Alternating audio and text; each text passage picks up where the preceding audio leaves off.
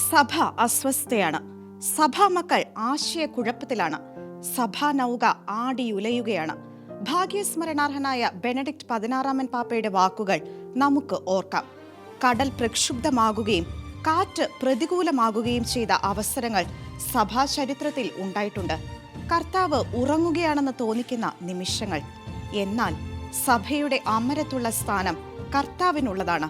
തന്റെ സഭാനൗക മുങ്ങാൻ അവിടുന്ന് അനുവദിക്കുകയില്ല.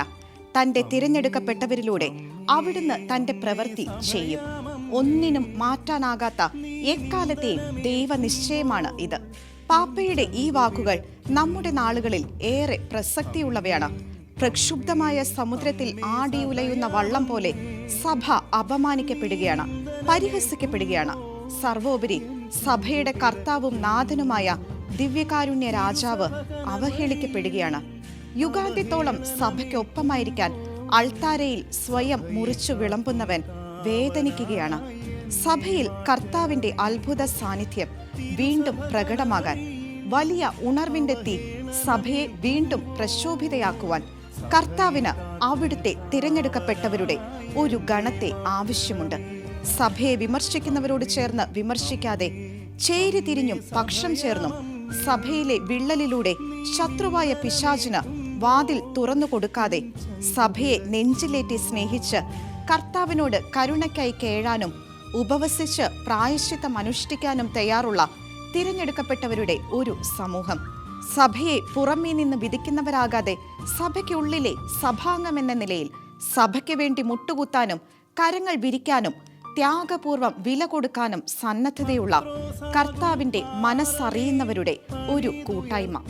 മെത്രാന്മാരും വൈദികരും സന്യസ്തരും ആത്മായരും അടങ്ങുന്ന ഈ തെരഞ്ഞെടുക്കപ്പെട്ടവരുടെ ഗണം ഒരൊറ്റ നിയോഗത്തോടെ, ഒരേ ആത്മാവിൽ, ഒരേ മനസ്സോടെ കർത്തൃസന്നിധിയിൽ മാപ്പപേക്ഷിച്ച് നിലവിളിക്കേണ്ട സമയം അത്യാസന്നമായിരിക്കുന്നു.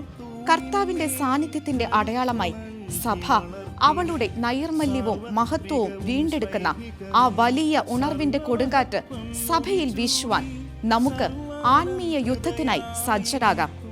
മോശ പ്രാർത്ഥനയുടെ കരങ്ങൾ വിരിച്ചപ്പോൾ കർത്താവിന്റെ സാന്നിധ്യത്തിന്റെ അടയാളമായി ശത്രുക്കളുടെ മുന്നിൽ ഇസ്രായേൽ ജനത മാറിയതുപോലെ, എസ്തേർ രാജ്ഞിയുടെ നേതൃത്വത്തിൽ ഉപവാസ പ്രാർത്ഥനയുടെ ശക്തിയാൽ ദൈവജനത്തെ തകർക്കാനുള്ള ഗൂഢാലോചന നിർവീര്യമായതുപോലെ, പ്രാർത്ഥനയിലൂടെയും ഉപവാസത്തിലൂടെയും നിന്നവേ ജനതയ്ക്ക് മേൽ വരാനിരുന്ന വലിയ ശിക്ഷ പിൻവലിക്കപ്പെട്ടതുപോലെ, പെന്തക്കുസ്ത ദിനത്തിൽ പ്രാർത്ഥനയിൽ ഒരുമിച്ചിരുന്ന അപ്പസ്തോലന്മാരിലൂടെ ആദിമസഭ കർത്താവിന്റെ സാന്നിധ്യത്തിന്റെ അടയാളമായി മാറിയതുപോലെ, മാർപ്പാപ്പയുടെ നേതൃത്വത്തിൽ വിശ്വാസികൾ പ്രാർത്ഥനയുടെ കുടക്കീഴിൽ ഒന്നിച്ചപ്പോൾ ലെപ്പാൻഡോ യുദ്ധത്തിൽ ക്രൈസ്തവർ ചരിത്ര വിജയം നേടിയതുപോലെ, സഭാപിതാക്കന്മാർ പ്രാർത്ഥനയാലും ഉപവാസത്താലും വിവേകപരമായ നിലപാടുകളിലൂടെ സത്യവിശ്വാസം സംരക്ഷിക്കാൻ പ്രാപ്തരായതുപോലെ, ദൈവസന്നിധിയിൽ സഭയ്ക്ക് വേണ്ടി കണ്ണീരോടെ നിലവിളിച്ച് പ്രാർത്ഥിച്ച വിശുദ്ധ സൈമൺ സ്റ്റോക്കിലൂടെ സ്വർഗം സഭയ്ക്ക് പ്രതിരോധ കവചം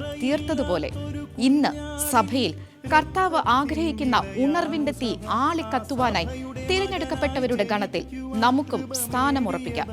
മറ്റുള്ളവരിൽ മാറ്റം ആഗ്രഹിക്കുന്നവരും ആവശ്യപ്പെടുന്നവരുമായിട്ട് കാര്യമില്ല. നാം സഭയുടെ ഭാഗമാണ്. മാറ്റം നമ്മിൽ നിന്നാണ് ആരംഭിക്കേണ്ടത്. കാരണം സഭ നമ്മളാണ്. കർത്താവിനായി അണിഞ്ഞൊരുങ്ങിയ നിർമ്മല മണവാട്ടിയായി സഭ ആത്മീയ സൗന്ദര്യത്താൽ അലങ്കൃതയാകാൻ ഇടയന്മാർക്കൊപ്പം സഭാ തനയരും കണ്ണീരോടെയും പരിത്യാഗ അനുഷ്ഠാനങ്ങളോടെയും അണിചേരുന്ന ഷെക്കേന ന്യൂസിലെ അത്യുത്കൃഷ്ട ശുശ്രൂഷയിൽ പങ്കുചേർന്ന കർത്താവിന്റെ ഹൃദയത്തെ നമുക്ക് ആശ്വസിപ്പിക്കാം. സമൃദ്ധമായ വിളവെടുപ്പിനുള്ള സഭയുടെ ഒരു സമ്പൂർണ്ണ ഉണർവിനായി ഫെബ്രുവരി 10 മുതൽ മാർച്ച് 2 വരെയുള്ള പ്രാർത്ഥന ഉപവാസ ശുശ്രൂഷയിൽ പങ്കുചേരാം.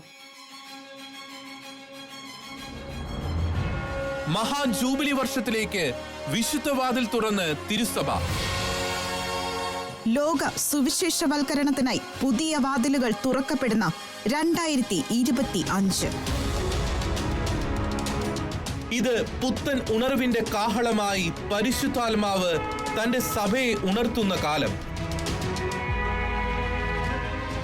തനിക്ക് യോഗ്യരായവരിലൂടെ പരിശുദ്ധാത്മാവ് അതിശക്തമായ പ്രവൃത്തികൾ ചെയ്യാൻ പോകുന്ന കൃപയുടെ വർഷമായ 2025 സഭ മുഴുവനിലും പരിശുദ്ധാത്മാവിന്റെ കാറ്റ് ആഞ്ഞടിക്കുവാൻ ജനതകളെ കുലുക്കുന്ന അഭിഷേകം സഭ മുഴുവനിലും കത്തിപ്പടരുവാൻ സഭയുടെ ഉണർവിനായി ടീം ഷെക്കേന നയിക്കുന്ന 21 ദിന പ്രാർത്ഥന ഉപവാസ ശുശ്രൂഷ.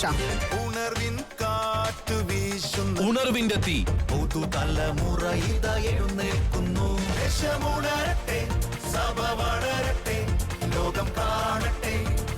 ഫെബ്രുവരി 10 മുതൽ മാർച്ച് 1 വരെയുള്ള ദിനങ്ങളിൽ രാത്രി 9 മുതൽ 10:30 വരെ തത്സമയം ഷക്കീന ന്യൂസിന്റെ ആഭിമുഖ്യത്തിൽ ഫെബ്രുവരി 10 തുടങ്ങി മാർച്ച് 2 വരെ ഉണർവിന്റെ തീ എന്ന പേരിൽ നടത്തപ്പെടുന്ന നവീകരണ ശുശ്രൂഷകൾ ഏറ്റവും അനുഗ്രഹീതവും അഭിഷേകപൂർണമാകട്ടെ എന്ന് പ്രാർത്ഥിക്കുന്നു.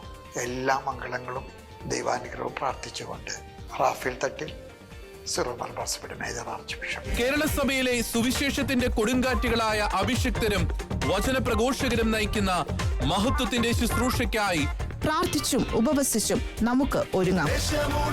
സഭയുടെ ഉണർവിനും നവീകരണത്തിനുമായുള്ള ഈ ഉപവാസ പ്രാർത്ഥനയിൽ പങ്കാളിയാകാൻ ആഗ്രഹിക്കുന്നവർ 9495219811 എന്ന നമ്പറിലേക്ക് വിളിക്കുകയോ നിങ്ങളുടെ പേരും അഡ്രസ്സും വാട്സാപ്പ് ചെയ്യുകയോ ചെയ്ത് പേര് രജിസ്റ്റർ ചെയ്യുക. സഭയുടെ ഉണർവിനായി നമുക്ക് ഉപവസിച്ച് പ്രാർത്ഥിക്കാം. അപ്പോൾ നമ്മുടെ നിയോഗങ്ങളിലും കർത്താവിന്റെ അത്ഭുത പ്രവൃത്തികൾ വെളിപ്പെടുക തന്നെ ചെയ്യും.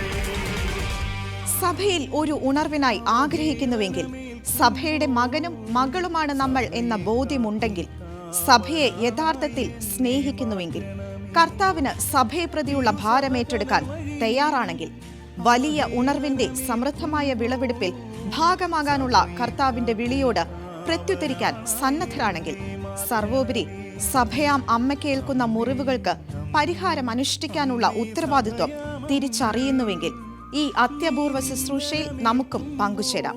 അനേകരെ പങ്കുചേർക്കാം. അതാണ് സ്വർഗത്തിന്റെ ആഗ്രഹം. അതാണ് നമ്മുടെ കടമ.